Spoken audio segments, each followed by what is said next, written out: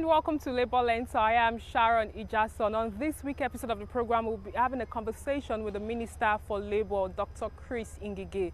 He will be giving us an insight on the future of work in Nigeria. We will be right back.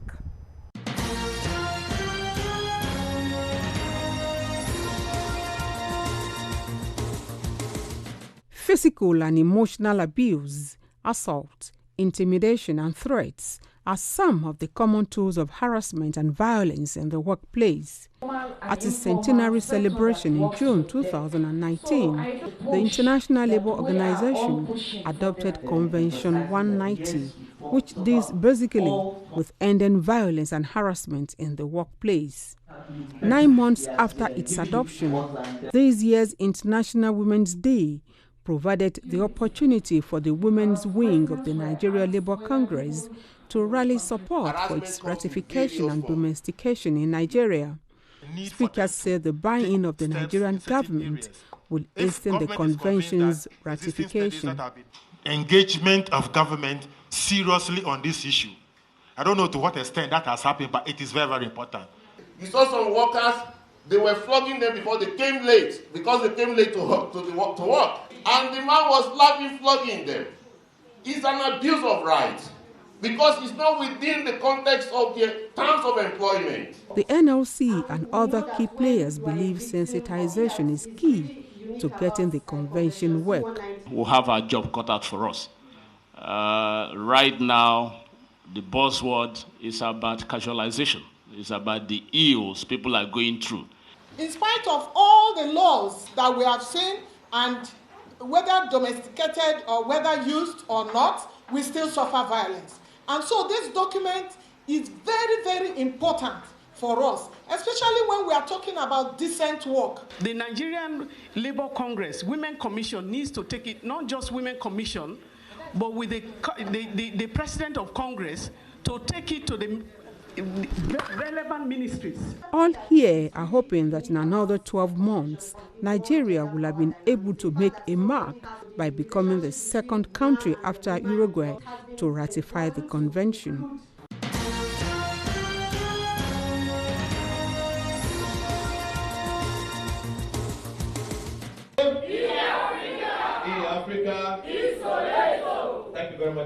Industrial All Nigeria Council Women Committee on Wednesday, March 11, 2020, tasked women, both in formal and informal sectors, to actively embrace this year's theme of International Women's Day, tagged I Am Generation Equality, realizing women's rights so as to accelerate gender parity and say no to discrimination in all forms. Women's rights and gender equity are taking center stage globally, and these women in union are leaving no stones unturned to accentuate the Generation Equality campaign to bring in together people of every gender, age, ethnicity, and religion to drive actions that will create desirable gender equal world that everyone could be proud of. All we are fighting for, all we are asking for and calling for is equal opportunity, because women's rights are also workers' rights. And all the same, we are calling the federal government of Nigeria to ratify and domesticate the new ILO Convention 190, which was approved last year, 2019, at the ILO conference. It is a very good convention for the women. At least we have a legislation that we can count on or rely on when there are issues that are bordered on gender violence and harassment. The United Labour Congress Women Commission also held a lecture to dissect the several issues women are faced with. They want more women participation in trade unionism. Activism gave birth to trade unionism. Trade unionism gave birth to courage and the need to be heard. And from experience and from history, when there's a problem that cannot be solved by men, women have a tendency of coming together to fight that problem. We need to encourage women. The encouragement I mean is that, like one of the lecturers said, that time of the meetings must be changed. You have to arrange the meeting to the time that it will suit the woman.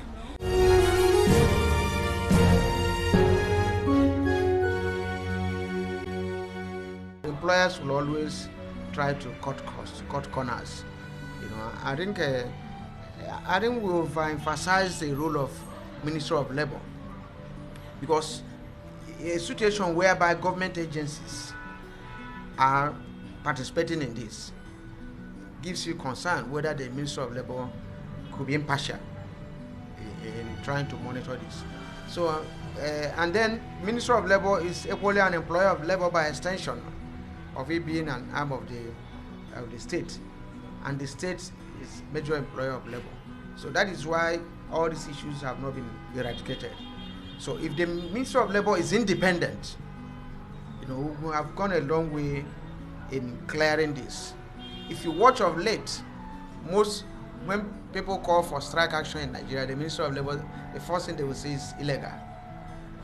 Now, without going into the reason why such action were called for, even after following the process.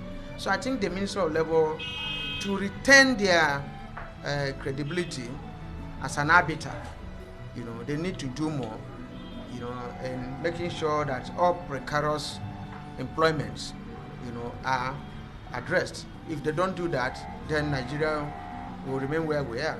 We keep on lamenting, and more employers are cutting corners in order to maximize profit to the detriment of Nigerian workers and Nigerian people.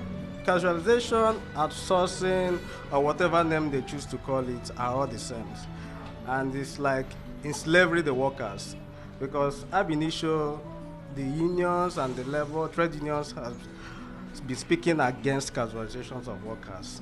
And if the labor ministers has choose to monitor it, I only believe that they will do it holistically. So it's a welcome development, but my concern is, will they be able to monitor it the way the trade unions will expect them to do that?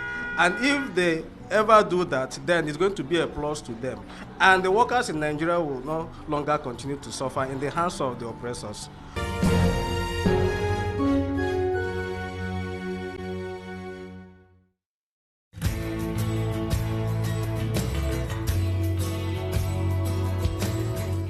On the profile interview segments this week, I will be speaking with the Minister for Labour, Dr. Ngige. He spoke on some of the challenges the Ministry of Labour is faced with and what the ministry is doing to ensure that workers have a decent environment to work.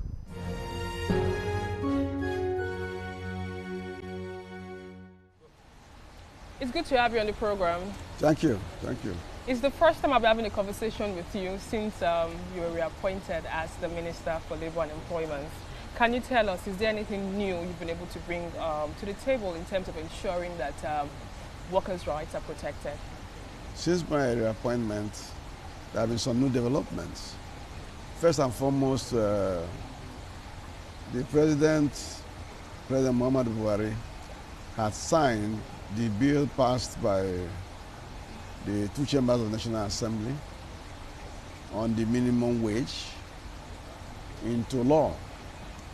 He did so on April 18th, 2019. And that was in the twilight of the first term of his administration.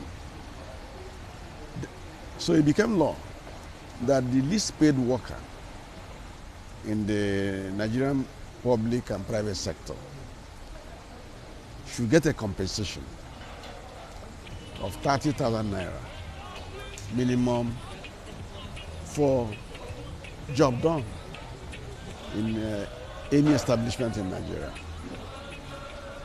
And exceptions were for those who are not employing up to 25 persons. And so that law became a national law.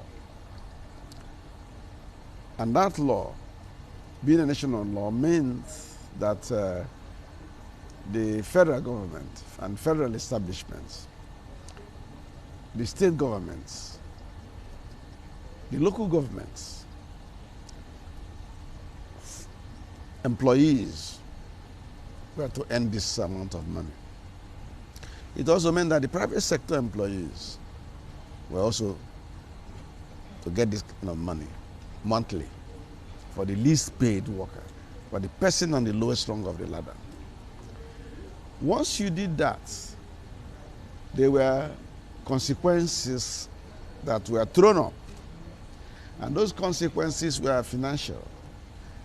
It meant that the man who is on the lowest rung in the public service of the Federation and even the state government and local government, it meant that the man on grade level 1, step 1, will earn 30,000 naira. And like I said, consequentially, the people on the old or who were earning 30,000 naira originally, we had to find out where they were before the act came into place. And we are found to be in level 6 and portions of level 7, some steps on level 7. Therefore, government put up a team for us to consequentially adjust. So would you say that Nigerians are living a better life with the increase in the new national minimum wage? Looking at the fact that there's increase in value-added tax, which is VAT, and also many people believe that probably it was because of the increase in the new national minimum wage that the federal government had to actually increase VAT and maybe other forms of tax that Nigerians are being forced to pay right now. The VAT increase is not because of that. And before we misunderstand it, the VAT was not supposed to touch every facet of economy, services and goods. No, it's not all. For example, educational materials don't attract VAT. A lot of the medicals don't attract VAT. And so it's not something you want to use and say it was a quid pro quo situation. No. This is a national law. It's even a universal law world over. Countries fix a minimum wage. It is one of the concepts in ILO document, that's the conventions of ILO.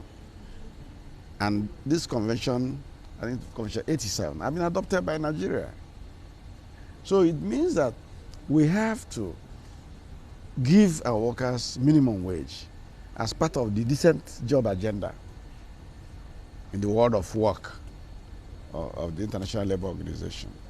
So it's mandatory. It's not because we like anybody's face or we dislike anybody's face, no. More so when the last exercise in Nigeria took place in about 6 years ago. So we had to do it.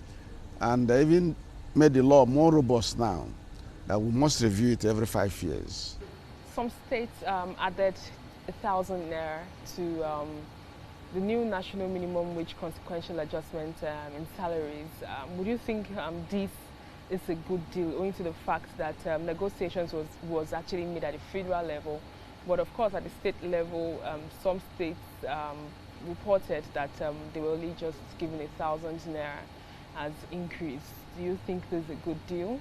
It's a collective bargaining agreement.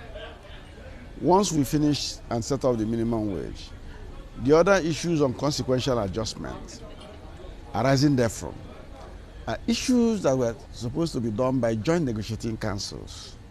Not even the union themselves, not the leadership of the union, but the joint negotiating council. So would you have say council 1, 2, 3. Would you agree that that was a poor deal? I don't know the states you're talking about. It could be a state where there's free education that is working very well. It's a state where maybe the primary health care is working very well. And so it should differ from state to state, depending on the peculiarities of the state.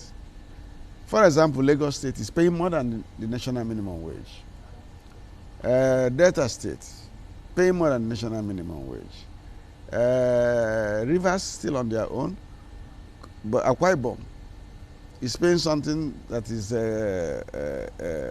equal to that of the federal. So you can pay more in your consequentials adjustment than the federal government. You can pay less than the federal government, depending on what you agree with your workers in the negotiating table. Casualization of workers, outsourcing, insourcing, outsourcing of workers seems to be the order of the day in the country, and many expatriates, many employers of labor are actually taking advantage of this. What's the ministry doing to address the scourge of casualization of workers in the country? Vis-a-vis, the National Assembly has announced that there is a bill that they've brought to fore in addressing the issue of casualization of workers. They targeted criminalizing casualization of workers in Nigeria. Are you telling us now that the ministry will actually support this bill as it progresses to the second reading? Of course, when the National Assembly passes the law, the federal government will accept it. The president will assent. Casualization on its own, strictly censored, is anti-labor. We don't like it. We don't like it. But casualization, if you go to the other side, is permitted, that you can start from casualizing and then give the person full employment. The law is clear on what you do to somebody you are putting in your employ. After 30 days, you must give the person an appointment letter. It's also clear that after 6 to 1 year, 6 months to 1 year, you give the person conditions of service and confirm appointments. So these are there. But the problem you have is that for those who are unemployed for a very long time, and they are casualized, because it's a stepping stone towards full employment, when the rollover of their casualization starts happening, they don't want to talk about it. They will tell you that half bread is better than none. That it's better for them to stay there. So they don't bring it up as a labor issue. But whenever it's brought up as a labor issue, we tackle it as a ministry. We don't allow casualization. That's rolled over casualization. It's a kind of indecent job. Many labor leaders and some Nigerians are concerned about the fact that the Ministry of Labor do not go out to inspect factories and the workplace, and this has actually made many people or many companies or employers of labor take advantage of workers. What's your ministry doing to address this issue? You see, when I came over to that ministry, the ministry was just like dead. The first capital budget of the ministry I met was 200 million naira for 1 year. None of the offices had operational vehicles. None of the offices had tools for work.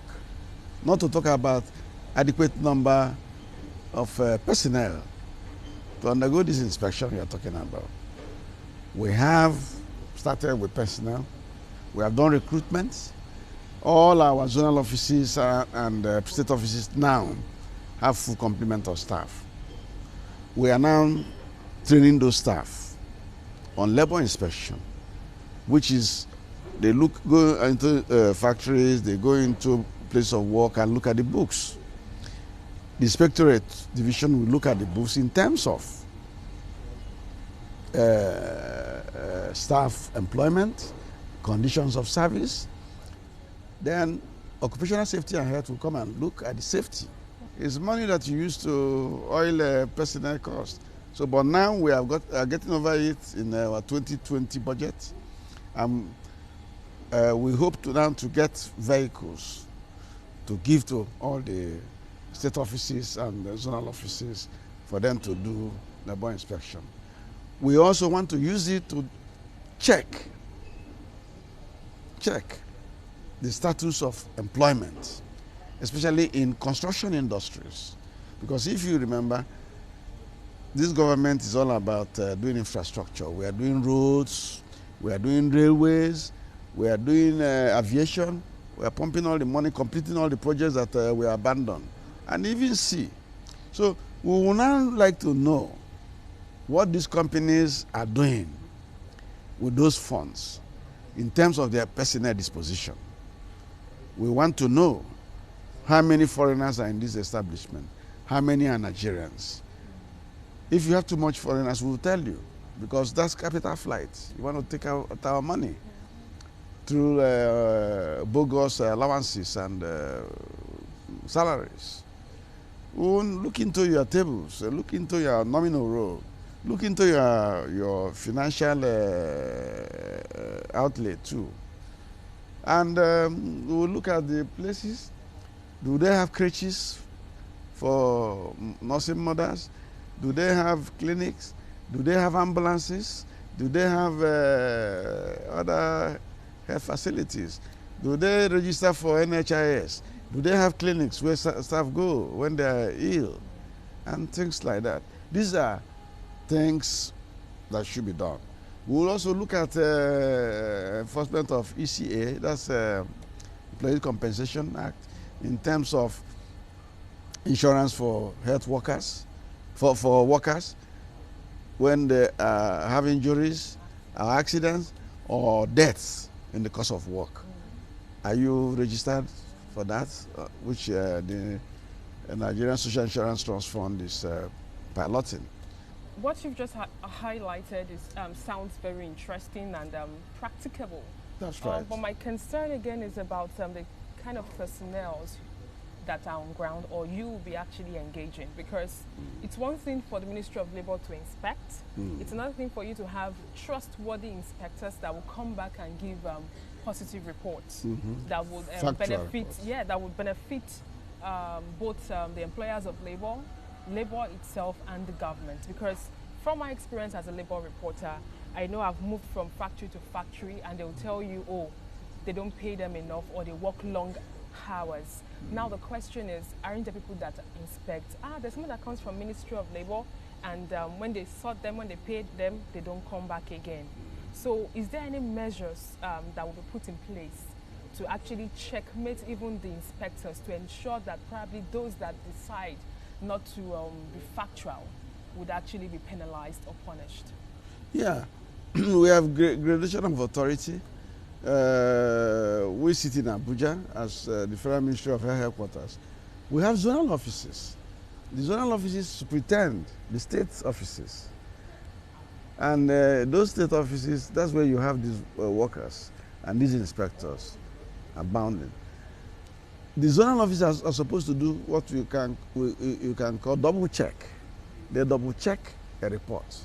And when we double check a report, and it is in disconsonance with the earlier report, a red flag will be raised.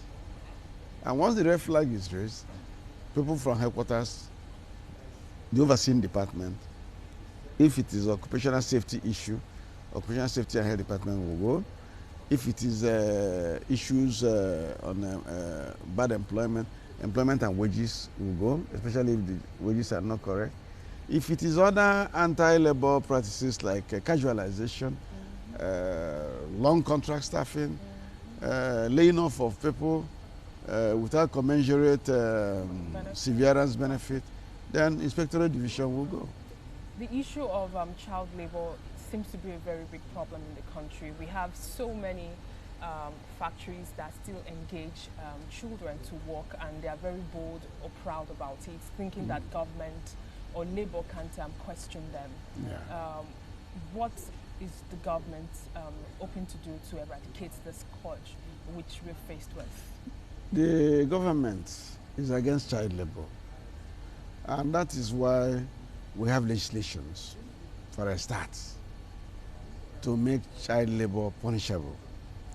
We have the Child Act, we have the Child Labor and Trafficking in Persons Act.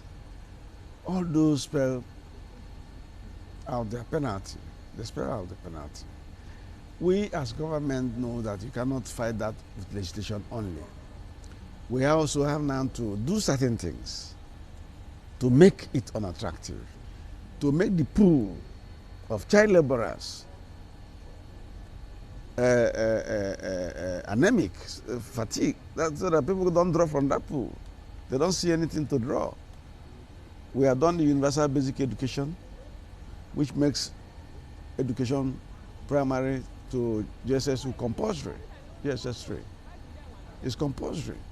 And in some states, there is state legislation to back it up with punishment for parents who have refused to send their children to school. I know Kaduna State government have such a law. Kano has followed suit now. And some other 1 or 2 states up in northern Nigeria. Because education is important. You use education, dangle it, then you can kill child labor. Child labor, the attraction for some of them that do it, parents, is for the child to go and earn something and bring home because of poverty. Some places is cultural, that they take them to the farms. So we are trying to make it unattractive. That is also one of the things that the school feeding program under our National Social Investment Program is doing for us. 1 full meal a day, 1 full proteinous meal a day. So parents now say, oh, with free education and with 1 meal, let the child go to school. So that is what we are doing. So we continue to evolve strategy to fight it, because education is key. Once the person is educated, you have armed the person against poverty. Obviously, we have to wrap up, and there's still lots of conversation we still actually have to have in a more relaxed environment, so we can get more about what the government is actually doing. It was an interesting conversation I had with you. Thank you. Thank you. And that's all we can take on today's edition of the program. Join us next week for a fresh edition of the show. I am Sharon Ijason. Thanks for watching, and remember, labor creates wealth.